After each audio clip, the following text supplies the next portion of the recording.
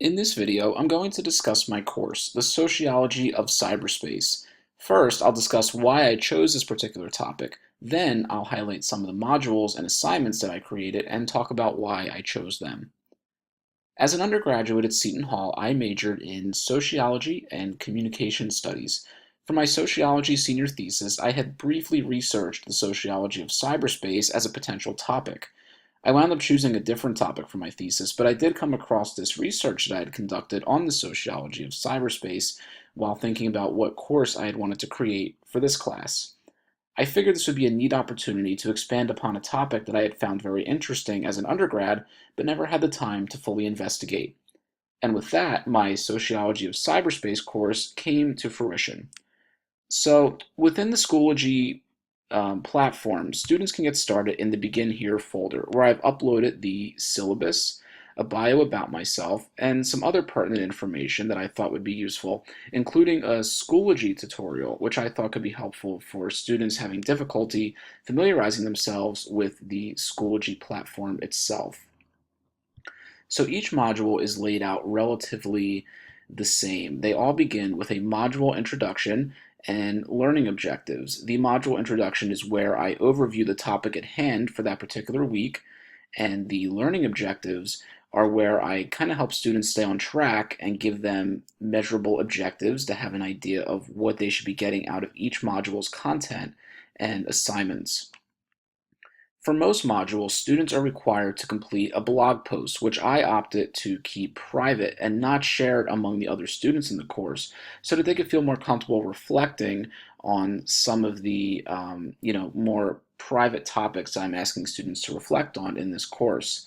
So the discussion boards call for that same type of reflection, but usually in a less personal way. So students can reflect more privately within their blog, and then more broadly with their peers in the discussion boards. Now, the self-reflection project is by far the biggest project of the course, and it spans the entire semester. I had created an overview document which outlines the specific timeline and objectives of the project in which they should be completed. So I asked students to do a couple things throughout the course of the semester for this project. I asked them to log their internet usage.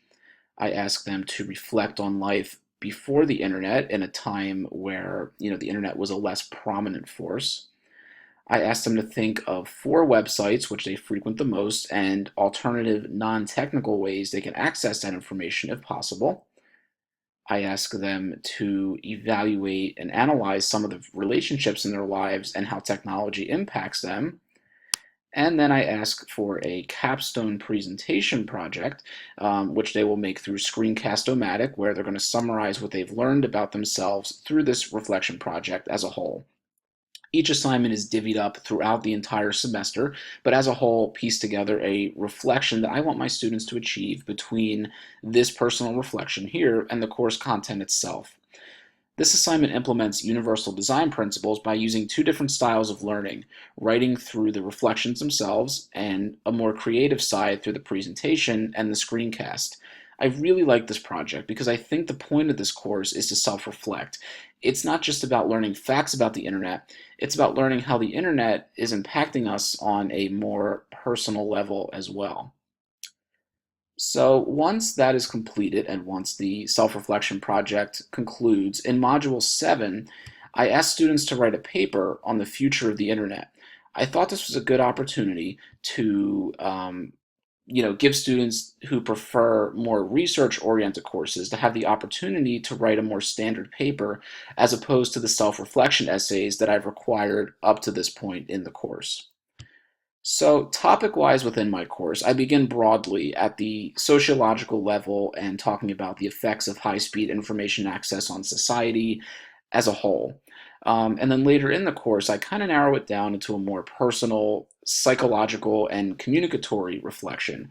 Even though the course is technically titled The Sociology of Cyberspace, I didn't feel I was doing the topic justice by limiting it purely to the sociological level, because the internet is clearly impacting us at that personal psychological level as well, and the ways in which we communicate with others.